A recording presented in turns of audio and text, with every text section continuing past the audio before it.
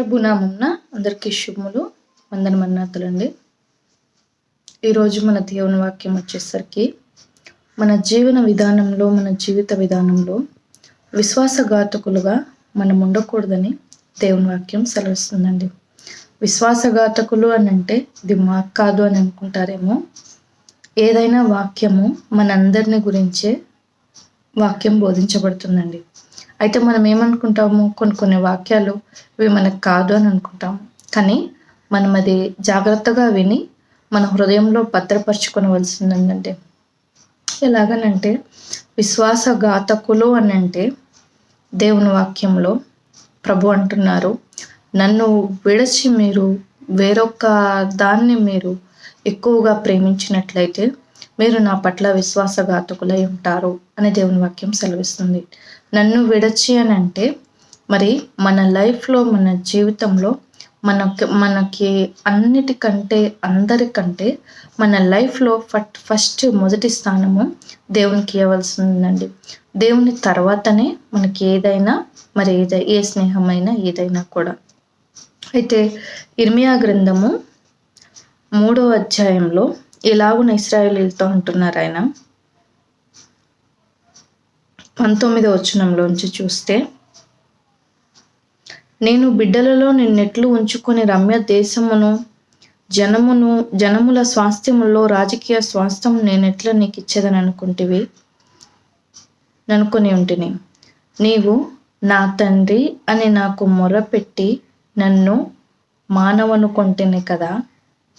నా తండ్రి అని నాకు మొర్రపెట్టి నన్ను మానవని అనుకుంటుని కదా.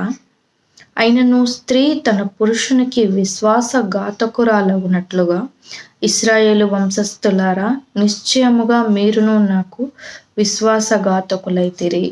ఇదే యెహోవా వాక్కు. ఏమనంట, వారు నిశ్చయముగా విశ్వాసఘాతకులయ్యారంట. ఒక స్త్రీ పురుషుని మోసపరిచినట్లు మీరును నన్ను మోసపరిచారు అని దేవుని వాక్యము దేవుడు ఇలాగున అంటున్నాడండి. మరి మనము మన పరమ తండ్రిని లేక పరమ ప్రియుని మనము విడిచి మనము విశ్వాసఘాతకులముగా మనము ప్రవర్తించే వారముగా ఉండకూడదండి. మరి స్త్రీలలో అయినప్పటికీ, పురుషుల్లో అయినప్పటికీ ఎవరైనా చాలా వరకు కూడా జెన్యూన్ పర్సన్స్ దేన్నైనా సహిస్తారు. కానీ విశ్వాసఘాతకంగా నేను నిన్ను ప్రేమిస్తున్నాను అని చెప్పి పక్కకు వెళ్ళేవారిని, పక్కన వేరేగా ప్రవర్తించే వారిని చాలా వరకు కూడా సహించలేరండి. ఎలా సహించలేరనంటే, మరి మా చిన్నప్పటి కాలంలోనే మాకు తెలిసినంత వరకు ఒక చిన్న షాపు, అందులో ఒక అన్న ఒక ఆవిడ అనమాట. అయితే తన భార్య తనకు తెలియకుండానే తనను మోసం చేసిందని ఆయన యవనస్తుడు, మంచి 40 కూడా ఉండవు, 35-40 బిలో ఉంటాయి, ఎంతో కష్టపడతారు. అలాంటి మనిషి తను ఓర్చుకోలేక, దాన్ని సహించలేక ఉరి వేసుకున్నారని తెలిసింది.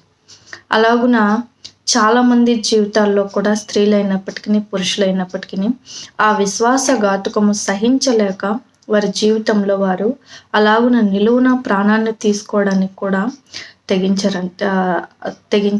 తెగించేస్తారండి. ఎందుకనంటే వారు ప్రేమించిన ప్రేమ విధానం అలా ఉంటుంది. కనుక మన పరమ తండ్రి కూడా మనల్ని ప్రాణం పెట్టేంతగా మనల్ని ప్రేమించారు. ఎలా ప్రేమించారో మనకు తెలుసు కదండి. యేసు సిలువ ఎందుకు మోసారు, ఎందుకు అంత మరణ వేదన మన కోసం భరించారు అని అంటే, నీ ప్రేమ కోసం, నా ప్రేమ కోసమే ఆయన సిలువలో మరణమయ్యారు. మనల్ని రక్షించుటకు, మనకి ప్రాణం ఇచ్చుటకు, మనల్ని కాపాడుటకే ఆయన సిలువలో మరణించారు. మరి అలా మరణించిన ఆయన మన ప్రేమ కోసము మరి మరలా మనము నమ్మక ద్రోహం చేస్తే ఆయన సహించగలరా? ఖచ్చితంగా సహించలేరు. కనుక మనము మన ప్రేమించిన మన దేవుని కొరకు మనము ఎంతవరకైనా సరే లోకాన్ని అంతటిని, లోక స్నేహాన్ని, లోకాన్ని, పరిస్థితులను, మనుషులను పక్కకు పెట్టేసి మన మొదటి స్థానం, ప్రథమ స్థానం మన ప్రభునికి ఇద్దాము. ప్రభుని తర్వాత మనము మరొక దాన్ని మరి దేన్నైనప్పటికీ మన కుటుంబాన్ని, మన బిడ్డల్ని చూద్దాము.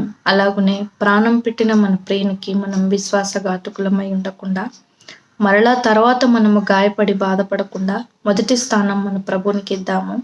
ఆ తర్వాత రెండవదిగా మన ప్రభుడు మనకి ఏర్పరిచిన భర్తనే కానీ, భార్యనే కానీ, తల్లిదండ్రులనే కానీ మనము ఆయన తర్వాతనే ప్రేమిద్దాము. కనుక మన ప్రేమను మనము జాగ్రత్తగా దేవునికి ఇవ్వవలసి ఉంది. కనుక మనమందరము భయభక్తులతో ఆయన యందు నిలిచి మన జీవితంలో అద్భుతంగా పాలు తేనెలు ప్రవహించే జీవితం లాంటి జీవితము ఆయన మనకందరికీ దయచేయును గాక. Amen. Praise the lord. May God bless you all.